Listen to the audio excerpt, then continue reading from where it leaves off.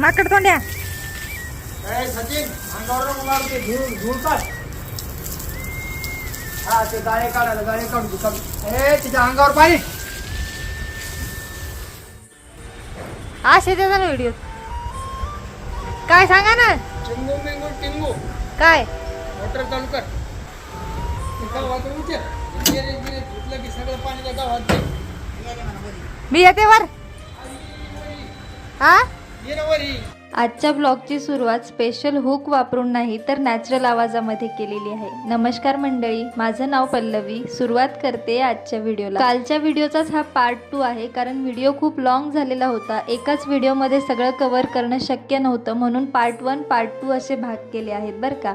चहा वगैरे घेऊन झाल्यानंतर मी, सचिन, पप्पा आलो होतो बंगल्याच्या टेरेसवर, कारण टेरेस स्वच्छ करायचं होतं. टेरेस धुण्याचं काम सचिन करत होता. पप्पा मम्मी टेरेसवरचा जो पसारा लागत नाही तो खाली घेऊन येत होते. आता बरेच जण म्हणतील की मम्मी पप्पांनी एवढा जड टेबल उचललाय, पोरगी व्हिडिओ काढते. मंडळी, तुम्हाला सांगू इच्छिते, त्या टेबलचा काच फुटलेला होता आणि असे जड कामं मम्मी पप्पा मला करू देत नाहीत. टेरेस स्वच्छ करता करता रात्र होऊन गेली, पण म्हटलं आता लवकर जेवणात काय बनवावं म्हणून मी खिचडी टाकून घेतली. मग मम्मीने इथे सगळ्यांना जेवायला वाढलं. म्हटलं आधी जेवण करूयात, मग बाकीची सगळी उरलेली कामं करूयात.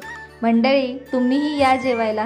तुमच्यापैकी कोण कोण अंगणात असं थंड हवेशीर बसून जेवण करतं ते कमेंट बॉक्समध्ये मला नक्की सांगतील. जेवण झाल्यानंतर सगळ्यात महत्त्वाचं काम असतं ते म्हणजे पप्पाच्या गोळ्या देणं. पण लक्ष आमचं सगळं मोबाईलमध्ये असतं बरं का, कारण मालिका बघता बघताच आमची सगळी कामं चालू असतात. एकीकडे पप्पाला गोळ्या देते, पण सगळं लक्ष मालिकेमध्ये असतं. मिडल क्लास फॅमिलीबद्दल एक खास गोष्ट सांगते. दिवसभर काम करून टणकल्यानंतर परिवारासोबत रात्री अंगणात बसून गप्पा गोष्टी जेवण करणं, यात एक वेगळीच मजा असते.